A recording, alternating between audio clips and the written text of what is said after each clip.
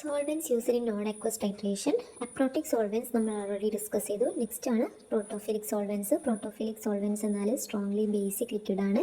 ഈ പ്രോട്ടോഫിലിക് solvents week ആസിഡ്സിൻ്റെ ടൈട്രേഷന് വേണ്ടിയിട്ടാണ് use ചെയ്യുന്നത്. കാരണം വീക്ക് ആസിഡ്സ് വാട്ടർ വെച്ചിട്ട് ടൈട്രേറ്റ് ചെയ്ത് കഴിഞ്ഞാൽ കംപ്ലീറ്റ് അയണൈസേഷൻ കാണിക്കില്ല. അതുകൊണ്ട് തന്നെ ഒരു അക്യുറേറ്റ് റിസൾട്ട് നമുക്ക് കിട്ടില്ല. അതുകൊണ്ട് തന്നെ നമ്മൾ വീക്ക് ആസിഡ്സിൻ്റെ ടൈട്രേഷന് വേണ്ടിയിട്ട് പ്രോട്ടോഫിലിക് സോൾവെൻസ് ആണ് യൂസ് ചെയ്യുന്നത്. പ്രോട്ടോഫിലിക് സോൾവെൻസ് വീക്ക് ആസിഡ്സിലുള്ള പ്രോട്ടോൺസിനെ അട്രാക്റ്റ് ചെയ്യും. ഇത് കാരണം വീക്ക് ആസിഡ്സ് ബ്രേക്ക് ആയിട്ട് അവിടെ കംപ്ലീറ്റ് അയണൈസേഷൻ നടക്കും. ഇങ്ങനെ കംപ്ലീറ്റ് അയണൈസേഷൻ നടന്നു കഴിഞ്ഞാൽ നമുക്ക് ടൈട്രേറ്റ് ചെയ്യുമ്പം ഒരു അക്യുറേറ്റ് റിസൾട്ട് കിട്ടും.